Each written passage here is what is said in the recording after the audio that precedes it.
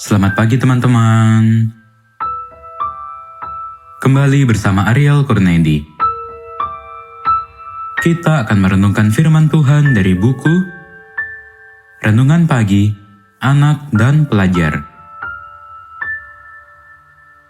Yesus sahabat terbaik dan setia.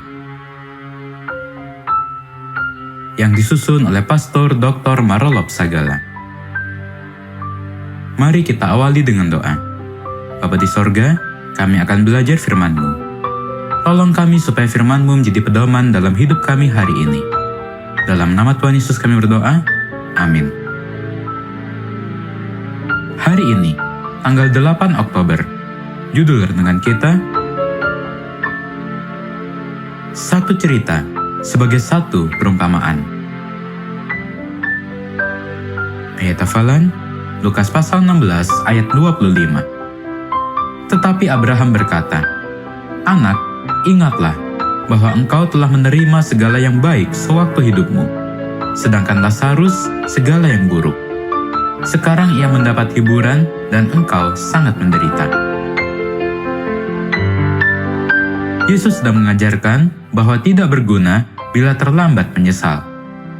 Untuk menjelaskan itu, Yesus menyampaikan sebuah cerita. Cerita itu bukanlah suatu peristiwa yang benar terjadi, tetapi hanya sebuah perumpamaan yang menerangkan bahwa orang yang terlambat menyesal, maka sia-sialah penyesalannya. Perumpamaan ini bertujuan sebagai peringatan tentang kerajaan sorga, supaya jangan terlambat untuk menyesal dan bertobat. Inilah ceritanya. Ada seorang kaya yang selalu berpakaian jubah ungu dan kain halus, dan setiap hari ia bersukaria dalam kemewahan. Dan ada seorang pengemis bernama Lazarus, badannya yang penuh borok, berbaring dekat pintu rumah orang kaya itu. Sebagaimana yang tertulis di dalam Lukas pasal 16 ayat 19 dan 20. Lazarus yang dimaksud dalam cerita ini bukanlah Lazarus dari Betania yang saudaranya Maria dan Marta, tetapi hanya cerita dalam sebuah perumpamaan. Pendek ceritanya, Lazarus yang miskin ini mati lalu dibawa oleh malaikat ke pangkuan Abraham. Orang kaya itu juga mati lalu dikubur. Dan sementara ia menderita sengsara di alam maut, ia memandang ke atas dan dari jauh dilihatnya Abraham dan Lazarus duduk di pangkuannya. Sebagaimana yang tertulis di dalam Lukas pasal 16 ayat 22 dan 23. Sekali lagi, ini hanya sekedar perumpamaan.